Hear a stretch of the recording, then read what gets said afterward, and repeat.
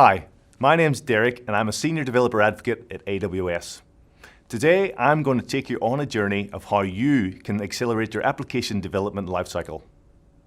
So why is this concept of application acceleration so important? Today, competition has never been greater in a world where apps are everywhere. You need to stand out. And to do that, you need to delight users, and to do that, you need to get user feedback quicker. So you need to release your app quicker, but it also has to work.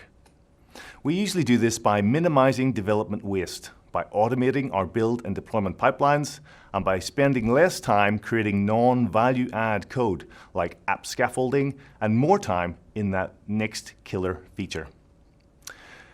And we're going to do that in a few clicks, more or less. Is that such a crazy expectation? What if you actually could do this? Not only that, but those clicks would be reproducible and saved as a reusable template, so you could deploy across multiple backends. And whatever your area of depth, may it be front-end, back-end, or even full stack, across mobile and web, you could easily build a powerful, fully featured, scalable, and fault-tolerant backend for your application. Well, today, I'm going to show you how with AWS Amplify. So what is AWS Amplify? Well, for those who haven't come across it, I'm going to do a quick refresher. Amplify has been around for about 3 years. It's a set of tools and services for web and mobile developers to build scalable, full-stack applications powered by AWS that supports native, Android and iOS, web frameworks like React, Angular and Vue, as well as cross-platform apps like React Native and Flutter. There are two main parts to Amplify. The first part is the open source part, which is available on GitHub. So it's a great place to meet the community, raise issues, and even fix PRs yourself. Or there's the AWS Console part, where you can host and manage your application.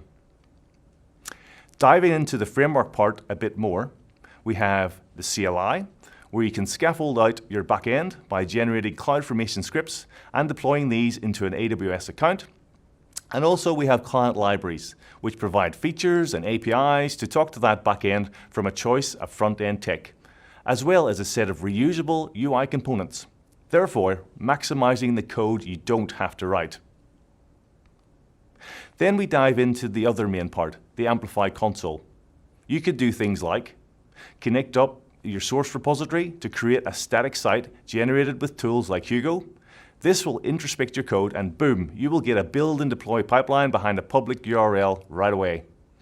Also, the ability to manage and amplify CLI created backend via the services that have been created is available through the console. So in summary, Amplify before this year's reInvent looked like this, where you could develop and add features, what we call categories to your app, like authentication, authorization, data store, or predictions for AI/ML, and the CLI to generate and deploy the CloudFormation templates, the libs to connect and then create your UI. Then there's delivery pillar, where you can view and manage the individual services created by the CloudFormation. However, when we listen to customer feedback, there is an ask for two main things. One, it would be great to have a single pane of glass view into your backend without having to click into the underlying services. And two, it would be awesome if not every dev needed an AWS IAM account access, but could still work on the application backend. So we listened and announced that reInvent 2020 was the Amplify Admin UI. It takes the acceleration capabilities already there and 10x's them by providing that single pane of glass into your backend app and allowing developers without AWS accounts to work on it. This changes the Amplify offering by adding a visual way to create those backend services that complements the existing CLI, adds a new management layer where you can control user access to your app, adding a content management feature and the ability to delegate access to developers who don't have access necessarily to an AWS account. So that's a refresher over. Let's show you how to build something with Amplify. So what am I building? I often go shopping, and with a rough idea of what I need, I frequently forget. So let's build a shopping list management app to help me remember. So here we are my shopping list app. I've got Visual Studio Code open, and I have a little React scaffold that I've created with Create React App. If I then go in and try and create a shopping list, I can do create one here, and if I click the add button, it should appear as a list down here, but I haven't wired up any actions. It's just the UI. If you look at the code, it's a typical React app with an app.js entry point. And at the top of app.js, I've got some code that I need to implement that are all the CRUD operations for this application. So create, read, update, and delete. And that's what I'll have to go and implement. As well as those operations, I also have a get items call at the top of the app. And I also, at the minute, it does nothing. And I have two components here as well. I have a component to actually add the existing list, and I have a component to show the list and to delete items from it. And there I'm just showing how I have built that out there. So this is the app that we're going to build today. We're going to add features to persist it locally, and we're going to not only persist it locally, but we're going to build more and more things with it. And like any good software dev, I have a backlog for my application. First of all, I need to add a data model and a persistence mechanism. Then I need to synchronize data across clients. Next step, I don't want just anybody to use my app, so I need to add an authorization and authentication layer. Then I need to add access to developers and content creators who don't have AWS accounts to help me build it. And then finally, I need to add a build and deployment pipeline. And can I do it in 20 minutes? Well, let's see. Let's go. The first stage is to model my data, and to do that, I'm going to use a new feature of the Amplify Admin UI called the Sandbox. So let's have a look at the Sandbox. This is the Amplify Admin UI Sandbox. You can get to it by going to sandbox.amplifyapp.com. I'm showing you here. And once you open up this page, you have two options. You can either host your web app, like I mentioned earlier, static hosting, or what we're going to do today is create an app backend. So I click Get Started, and that'll enable me to start my backend. So when I click this, I'm into the next page, which allows me to either create data, authentication, or file storage features to my application's backend. For this one, we're building a persistence mechanism, so we're going to choose the data version. So we click in here, and we're given a couple of templates that we can use. For this example, I'm actually going to use a blank schema. So clicking blank schema will bring up the data modeling screen. This is where we're going to build our data model that describes the data for our application. I just close this inspector panel to give me some more real estate. And then on the left-hand side, I'm going to click Add Model. And this is where we're going to call our first storage model. So I'm going to call this shopping list item, because this is the items inside my shopping list. So I give it a name. When I create a model, I always get a field called ID, and then I can add other fields. So I need a name for my shopping list items. So I'll call this item name.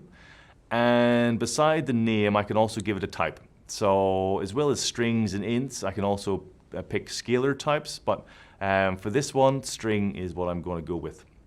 And then on the right-hand side, I can say the properties of it. Is it required, and is it array? So for a name is required, I'm going to click, because without a name, a shopping list item is nothing. So that is the shopping list items model. Other things that I can do, I can add a container model for this shopping list items called shopping list. And I'll show you how to do that and add relationships. So the name of this item will be shopping list. Again, I'll get the ID already created for me. The next thing I want to do is give the shopping list a name. So same idea as I did with the shopping list items, I give it a name. And then the other thing, and is required, and the other thing I want to do is add a relationship. When you think of a shopping list has one or many shopping list items. So I'm going to model that relationship using the data modeling tool. I can also have a one-to-one or a many-to-many, but for this model, it makes sense. So here I am, I've got my relationships. They've all been automatically filled in for me with a shopping list ID, and I've got that relationship nicely modeled. So once I'm happy with that, that's great. Other things I can do, I can share this model with other developers using this URL. so they can look at my model as well. And I can also set it as a template. So if people want to use it as a baseline for other models, they can do that as well. So I can do both of those things through this dialog. So once I'm happy with my model, I go to test. And so here's a little wizard that takes me through the next steps of building out my data model. I choose the platform that I want. Is it web, cross-platform, or even native? So for this one, I'm building a website, React web app. So I go next. This is optional, so I've already created my app. My app already exists, so I don't need to do this step, so I can hit next. Next is I'm going to do two things. I'm going to install the Amplify CLI, and I'm going to pull down this configuration locally. So I copy those commands across, go back to VS Code, and paste them into my terminal. So the first one is installing the Amplify CLI, so I can then run the CLI commands to also configure a backend locally. And the second one is the Amplify pull command. So this is pulling down my data model. It's generating the correct types from my schema that I've created, so I can then program with it inside my code. Creates a folder called models, and inside is all my types. Finally, what I need to do now is go to the next step and install the TypeScript library for Amplify, so I can actually interact with my models that have been generated so nicely for me, and then import my Amplify dependencies at the top of my app.js. So once that's all done, I hit next and start building out my CRUD operations. So again, very helpfully, the admin UI gives me the correct CRUD operations I need to use for each. So for the first one, I'm going to do a create. So I go over to the create tab. I copy the code as a guide. So first of all, I do the imports. So I've got data store. So data store is how I'm going to persist all my data. And then the second bit is a guide. So this is how I'm going to implement data store to do a create. So I'm going to add that into add item. So although it's just showing me a way, so I'm going to use my own coding standards and tidy it up a bit. If you remember, a shopping list item, the only thing that was mandatory was item name. So I'm removing all the rest of the code and just setting the item name for this shopping list item. So that's the create function done. The next function I'm going to do is the delete item. Again, I'm just going to code this in directly. So it's an await data store.delete. And then it takes in the item ID, and that's it.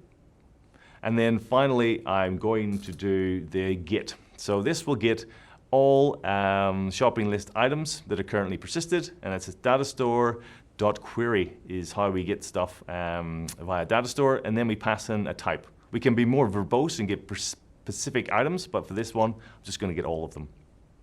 So that's my CRUD operations done. Let's test it and see if it works. So here we are back in my app. Let's create some test data. Test item 1, add, and there we go. My list is now populating. Test item 2, add. So I've now got 2 items in my list. 1, 2. I then open up the developer console in Chrome. I go to applications, and I can inspect IndexedDB, where data store is storing all my data. So here I am looking at IndexedDB, and there are my 2 items persisted in the IndexedDB in Chrome. And if I want to say delete an item, let's see if the delete function works. So I delete test item 1, refresh my database, and then there we are. I've only got 1 item left that's persisted locally. So that's all working quite nicely, and it was really, really quick and easy to do. So that's my local data model and persistence mechanism sorted. The next stage in my app's development lifecycle is to build an API and persistent mechanism in the AWS cloud to sync any data stored across any instance of my application. So if someone, for example, wants to shop for the same list, we can divide and conquer the chore of shopping. So here we are back at our wizard that we've seen earlier. So to get the deploy to account working, this is simply we click the button and then we choose existing AWS account or a new one. For this one, I'm going to use an existing account I have, and this brings us into the Amplify Console. So for this, I need a name for my application. I need a region that I want to deploy to.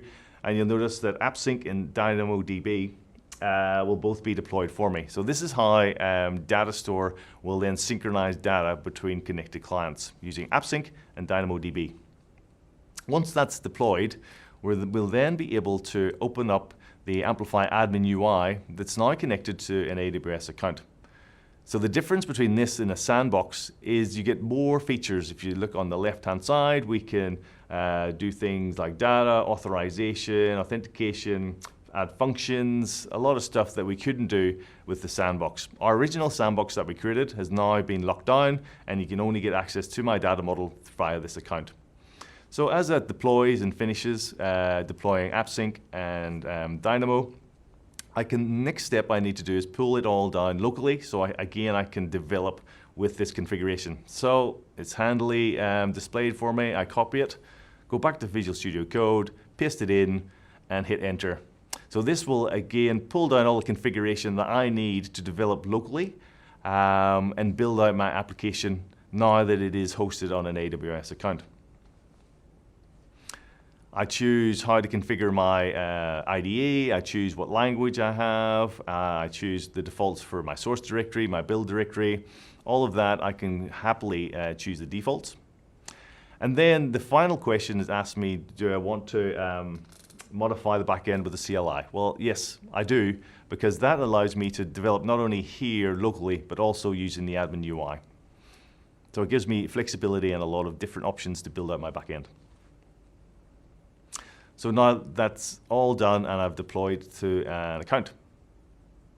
So if I do an Amplify status to check what my local development environment looks like, you can see that the API has been deployed. So it's the GraphQL API. There's the endpoint, and anything sent to that will persist data into my DynamoDB on AWS.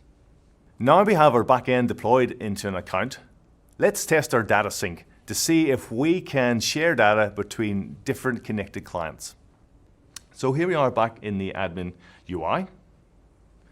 We can manage application content. This is a new feature where we can create content inside the DynamoDB table that we've created. So I like cheese and crackers when I'm coding, so I'm going to build some test data around cheese and crackers. If you notice, this can also take Markdown, so it can also act as a content management system, and I'm adding just here crackers as well, just to get some representative data so I can test my application. Once that's done, I can bring up my, my test app, which I'm doing now. So I haven't changed any code.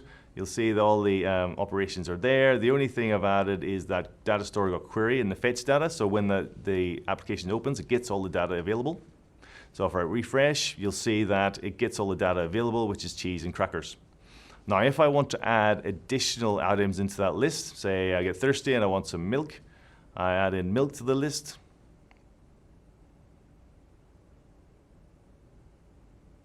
You'll see it's reflected in Admin UI, but not inside my application until I actually refresh it. So I need to update that so I get the update right away. So how am I going to do that? So right in the start of my app, I'm missing an observer. So I need something to observe the data as it changes and fire an event. So I go to the documentation for Amplify. I go into the libraries. I choose data store because that's what we're using. I go to real time, and then it shows me how to observe a data in real time. Again, I just copy the code, paste it into where it needs to go when my app starts, and then use that as a guide to start then fleshing out how to observe. So the first thing I need to change the data type that it's observing on. So I need to observe on a shopping list item, so I paste that in. The next thing is what function or action to do once I detect data has changed. So for this one, I'm going to keep it really simple. And when I detect a change to the underlying data, I'm just going to reload everything so we get the most up-to-date view of my data. So I do that by just calling fetch data again. Save that, and then let's go back to our application and see if that works. So now we can update, let's see if we update cheese. Today I feel like cheese slices instead of a full block of cheese. So I'm going to go to cheese slices, hit save, and you'll see right away that it's reflected on inside my application. So that data syncing mechanism is working really well. Other things I can change, I can try and delete an item and see if that is also reflected. So there we go, I deleted milk, and that's also being removed from my application. So my data is in sync across my application, which is great. The next stage is to stop just anyone using and seeing my shopping lists. So let's add some security into my application. So again, we're back to the Amplify Admin UI, and we set up user authentication and user management, where you can set up users and groups to use my application. Here I configure it to say the first thing I want to do is log in using a username. I can also add Google, Amazon, auth, phone numbers if I wanted to. I'm going to keep this simple and use username. I can then configure multi-factor, so MFA, decide how that would look. Does it use SMS? Does it use an authenticator app? And I can decide what messages it shows and stuff like that. Then I can figure how people can sign up. What details do they need to provide to sign up? And then finally, I can define how complex the password needs to be when users are setting it. All of this I can define, including the message as well that you get in an email or SMS. So if I hit save and deploy, this will build and configure a Cognito instance with all of those settings set. I can then use to create users and authenticate into my application. Here I am now going to create a sample user. Let's give it a unique identifier. It's Derek. Give them a real username, which we'll use to verify. So that's my email. And then a temporary password. So super secret password 234. Create user. So now I've created a user in my pool that has access to use my application. The next bit I need to do is I need to build a UI to challenge the users of my application. So let's do that. Back in Visual Studio Code, I simply want to reuse one of the Amplify UI components that I can just drop in. This one's called With Authenticator, and it comes from the UI React libraries. Once I pull it in an import statement, I then simply wrap my app with the With Authenticator component. So it's With Authenticator, open bracket app, close bracket, simple as that. And now I have a reusable sign in and sign up component that's ready for my application. Let's see what that looks like. Let's open up the application, and here's the component all ready to go. So let's test my username. So it's Derek, and password, super secret password. Sign in. It'll ask me to change my password, so another super secret password, and change my password, and then I can skip this verification step for now. So now I'm signed in, and only signed in people can use my app, and the app still works, and I can create test data and delete and create still works. So that's authentication, nicely added, no problem at all.